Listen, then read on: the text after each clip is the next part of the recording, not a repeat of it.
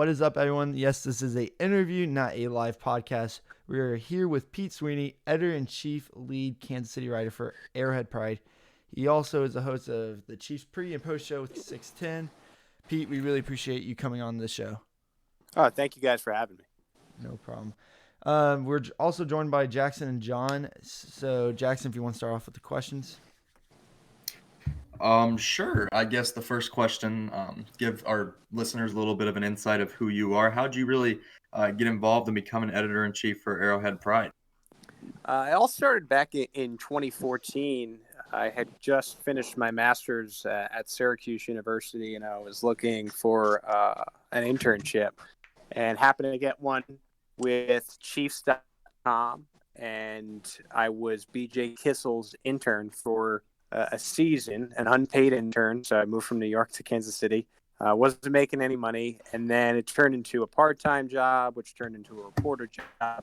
I did that for 2 more seasons. And then I contacted Joel Thorman, who was interested in bringing me aboard, but could only really do so on a part-time basis. But I was ready to leave the team reporting side of it. And so I ended up going part-time with SB Nation for a little bit. Joel really liked what I was able to do. And then about a year later, I became the editor-in-chief of AP. We ended up having a partnership with 610 Sports Radio. They ended up liking everything I was doing. And now I am a part-time host. I do the Chiefs pre- and post-game. We do a show once a week on Wednesdays. And, I've kind of just become immersed in Chiefs coverage. John, do you have anything? Not particularly. I think you guys have a way you want to start this off. So let's just get right into the Chiefs. John, I do have a question I do have a question bouncing off of what he said. Sure. Were you from Kansas City originally? No, so I actually grew up in Long Island, New York, and Okay. when the thing is, when you're looking for a job and you're trying to break into sports journalism, it's really hard to pick your city. And growing up, your job, and growing up in New York, it's market number one. So, if you really want to be a host or do sports journalism, it's hard to just get that gig right off the gate. You kind of have to become something that you don't want to be, which is like a writer's assistant or a producer or something like that. And then maybe if you get lucky, you get a chance on air. It's a lot easier to just try to find a job that is actually looking for people. And when I found out the Chiefs were looking for interns, I felt like, well, I want to do sports journalism so bad that I'm willing to go anywhere. And it kind of worked out for the better. I mean, I've kind of been able to make a name for myself here, and I've went with it. I have a lot of connections and friends, and it's been a really good experience living in Kansas City the last 5 years. All right, let's just get right into it about Chiefs. I'll start it off. Is it too early to bring back Mahomes this week against the Vikings? I think so. I think right now you're looking at a regular season game, right? Even though they lost last week, it's still a regular season game. I think in the case of Patrick Mahomes, both for this season and the future, it's better to be safe than sorry. So even if he would be perfectly fine playing this week, I just would hold back only because if he were to somehow, for some reason, have an injury that cost him something in his career, that would be the grandest mistake of them all. I also think that the Vikings are a little bit weaker of a team than the Green Bay Packers. I like the Packers a lot better than I do the Vikings.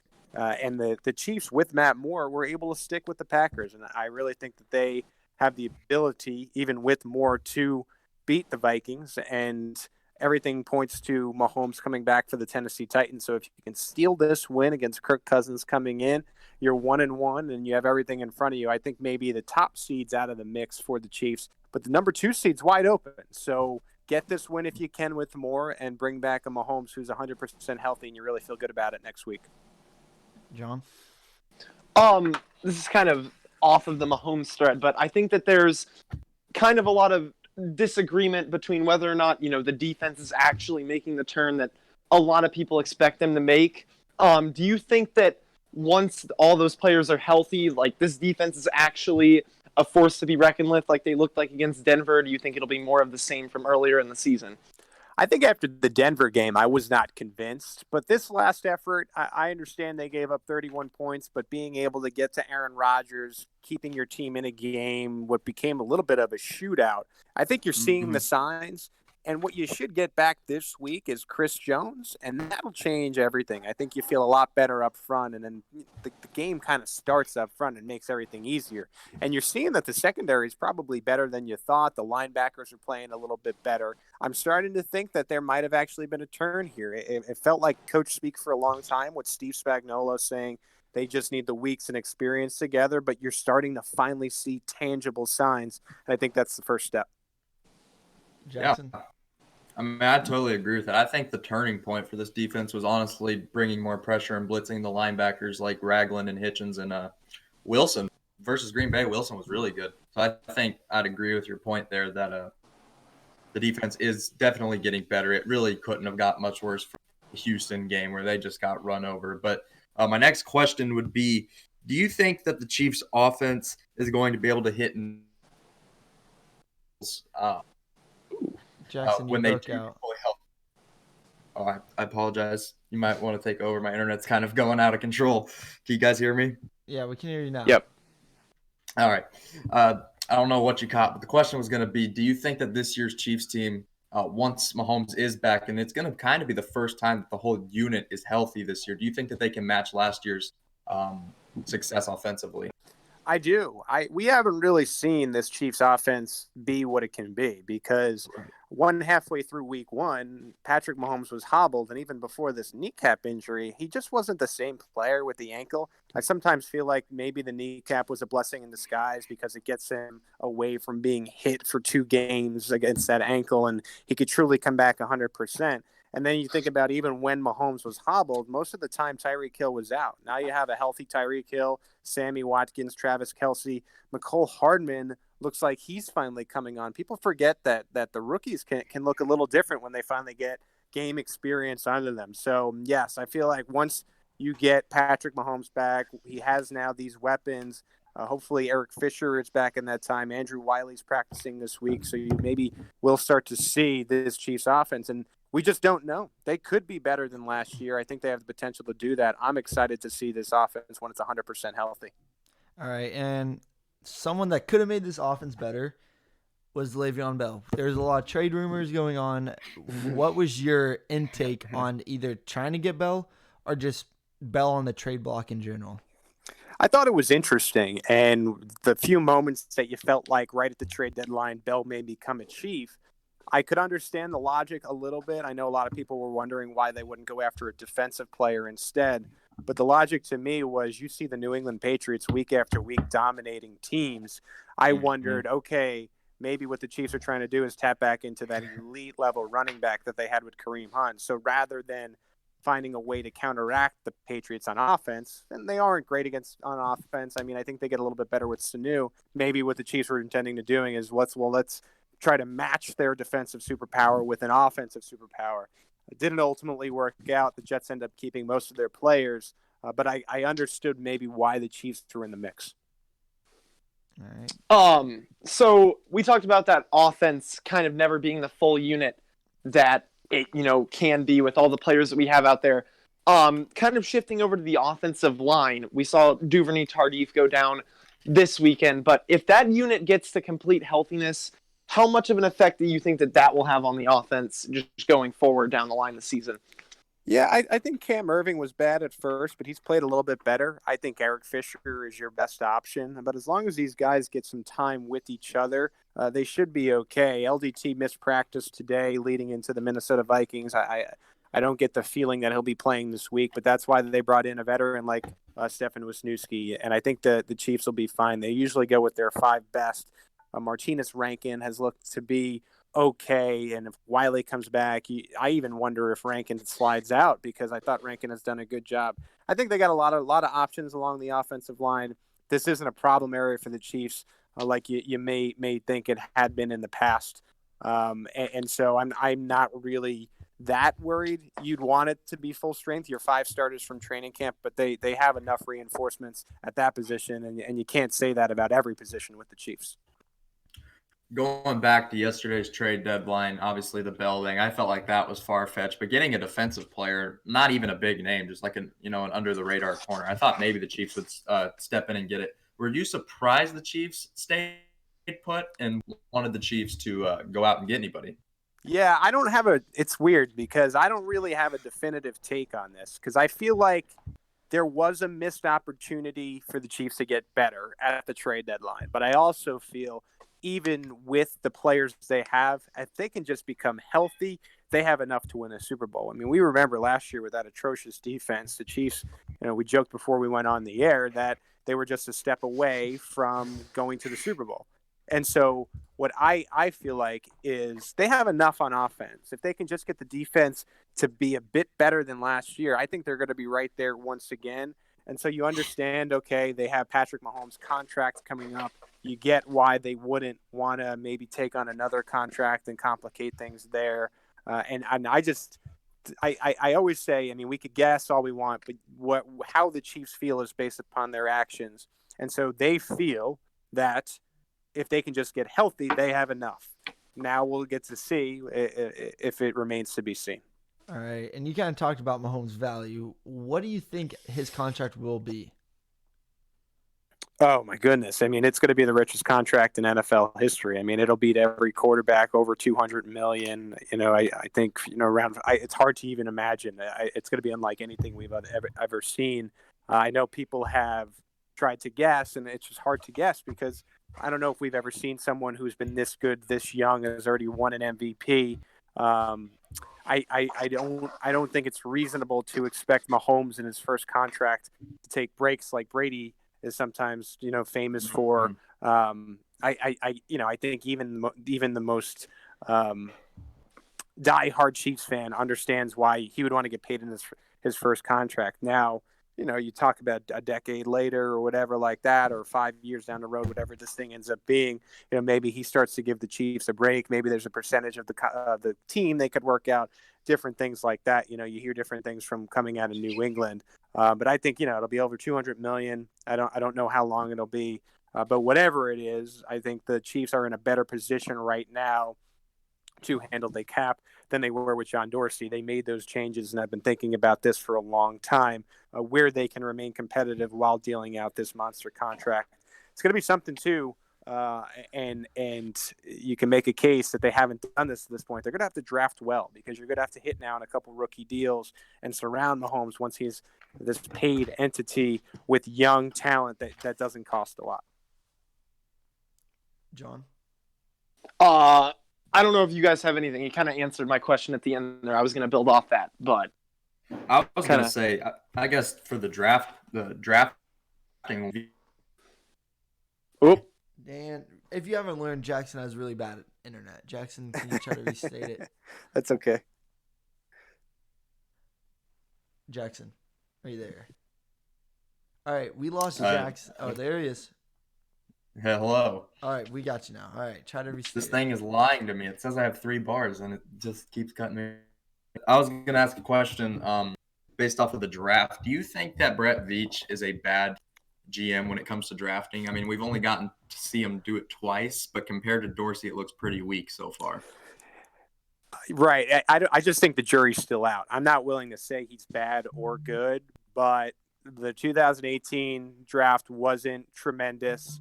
The 2019 does feel a little bit better because Juan Thornhill is legit. McCole Hardman is legit. And so you have 2 guys right there.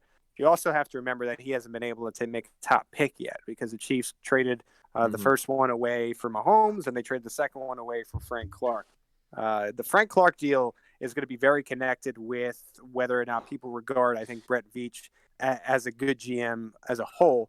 The one caveat there, though, is if the Chiefs are able to win a Super Bowl, at that point, and I agree with this, every move you made to get that, whether it was bad or good, it led to you a Super Bowl win, and that's the goal. And that'll buy him a lot of clout, I think, with the Kansas City fan base. Yeah, maybe the first draft wasn't great. Second one was a little bit better. You still haven't made a first-round pick, but the team was able to win a championship. I think then you'll have the support of everybody, as you should. All right. okay. I got one. Here we go. So we talked about Mahomes' contract. Do you think that the impending hit to the Chiefs' cap that they're going to have to take with that contract kind of factored into the Chiefs' unwillingness to be aggressive in the most recent trade deadline? Yeah, you can understand where that could have been a factor, and you always feel better going into contract negotiations like this when you have a little bit of room. The Chiefs were always in the past years, and with Dorsey, to be fair, they were always in a situation where they just were up against it, up against it, up against it. Now you've created yourself a little bit of room. You feel okay still about your Super Bowl chances. And you can't forget, too, there's Chris Jones. Chris Jones' contract is expiring, and the Chiefs have the opportunity either to extend him or franchise tag him. So I think what the Chiefs were doing, as we've kind of said, is without taking on a contract, they've now provided themselves room, and they've provided themselves with a lot of options and different ways that they can figure out how to keep Chris Jones and pay Patrick Mahomes, and then build your roster in the offseason as well. So, yeah, I think that had a little bit to do with it for sure. All right. And what do you think on the Chiefs' running game? I mean, yes, we all know McCoy had the fumble that could have cost the game. It definitely gave the Packers an advantage there. Do you think the Chiefs aren't using Darwin Thompson enough? And if you think they are, then who isn't getting enough snaps?